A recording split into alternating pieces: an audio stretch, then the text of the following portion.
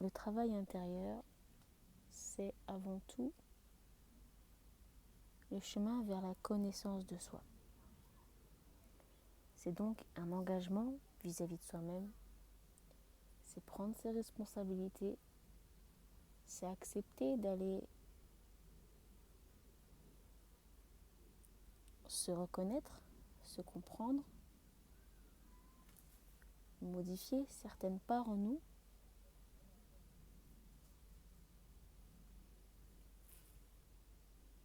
et c'est ne plus donner la responsabilité des choses à ce qui est extérieur à soi. C'est un cheminement intérieur qui nous demande de la volonté, de la patience et de l'authenticité. C'est-à-dire qu'il faut être honnête avec soi-même et transparent pour pouvoir cheminer au cœur de soi, au cœur de la vie qui se trouve en nous, à travers les autres. Et on se reconnaît à travers les situations, à travers les relations, à travers les animaux, l'environnement, la vie elle-même. Tout ça vient nous parler de nous. Vient nous parler de nous dans nos valeurs, dans nos blessures, dans nos blocages. Il y a des choses qui sont conscientes, il y a des choses qui sont semi-conscientes, il y a des choses qui sont inconscientes. Et le travail intérieur nous permet de trouver un équilibre entre ce qui est inconscient, ce qui est conscient, et nous permet de prendre du recul et de faire preuve de discernement quand on a des choix à faire ou quand on a un débordement émotionnel vis-à-vis de quelque chose, vis-à-vis de quelqu'un. Et ce discernement nous permet de mettre les choses à leur place. C'est-à-dire que chaque chose a son rôle, a un sens, qu'il ne faut pas tout mélanger parce que si on mélange tout, on s'y perd et on risque de mal interpréter ce qu'on a à travailler en soi. Il faut comprendre que la notion du travail est très difficile pour certains parce que dans la mémoire collective, le travail est notion d'autorité, est notion de contrainte, de souffrance, de privation. Et en fait, c'est tout le contraire parce que tout ce qu'on travaille, on le travaille dans son plan inconscient, même dans nos activités courantes. Et c'est très bénéfique pour nous. Alors, il ne faut pas prendre le travail comme une charge, même si il est réel que le travail intérieur nous fait souffrir. Et c'est normal parce que c'est ce travail qui nous emmène au cœur de nous. Et c'est les souffrances qui nous créent des blocages, qui nous créent des croyances. Et c'est dans ces éléments en nous qu'on doit trouver la paix. Donc, c'est pas le travail en lui-même qui fait mal, c'est le fait d'aller faire remonter certaines choses. Mais le travail intérieur est essentiel et il n'y a que nous-mêmes qui pouvons le faire.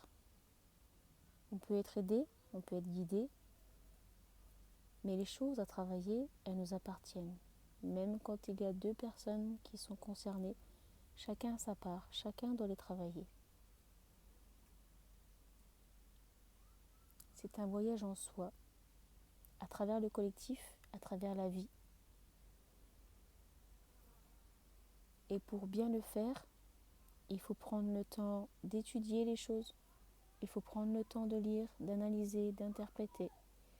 Il faut faire les choix qui sont nécessaires pour pouvoir être dirigé vers ce dont on a besoin. Il faut savoir s'investir parce que c'est un investissement en tout genre. Et donc, le temps compte. Et les sacrifices comptent aussi.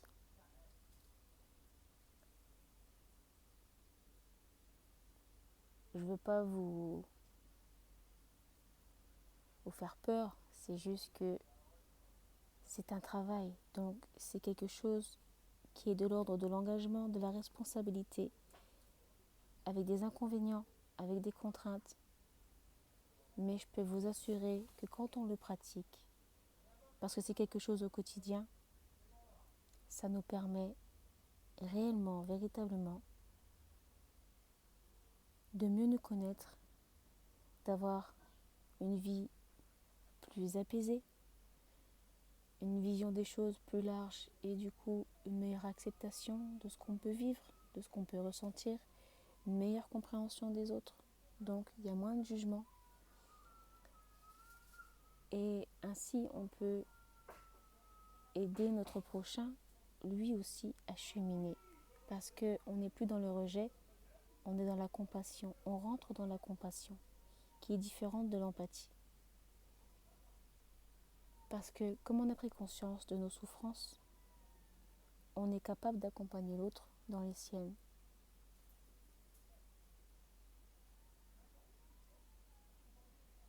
Alors, dans ce voyage à l'intérieur de vous, n'oubliez jamais que malgré toutes les portes qui peuvent être difficiles, elles sont toujours temporaires si vous prenez le temps de les vivre, si vous prenez le temps de les étudier, si vous acceptez de vous investir pour trouver la paix intérieure, la compréhension, et qu'il est essentiel d'accepter les choses, même si on ne comprend pas tout de suite. Il y a des choses qui se comprennent plus tard, mais la phase d'acceptation est très très importante.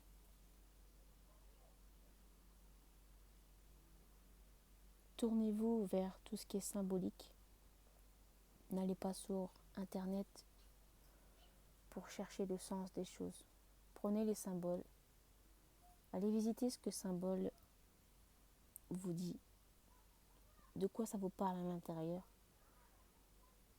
Faites des assemblages. Faites des liens avec votre vie, avec ce que vous ressentez. Et vous arriverez à trouver un premier sens, un premier départ, un premier chemin vers la compréhension. Et si vous êtes prêt à aller vers la transmutation intérieure pour une mutation de l'âme, vous serez guidé vers quoi vous avez besoin pour accomplir, finaliser cette compréhension, cette transmutation intérieure, ce travail intérieur.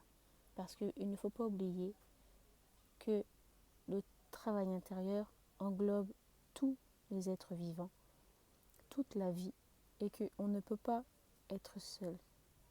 On a besoin des autres pour se connaître, se reconnaître et pour travailler à l'intérieur de soi.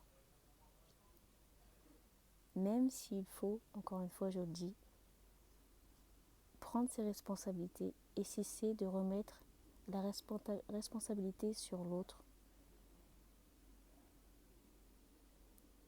C'est un voyage merveilleux et je vous invite vraiment à le faire et de ne jamais rien lâcher parce que je vous assure qu'au bout de tout ça,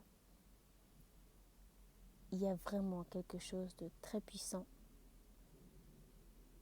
qui vous permet d'aller de l'avant et de ne plus faire marche arrière. Quand c'est accompli, quand c'est acquis, c'est conscientisé, ça reste en vous pour toutes vos incarnations.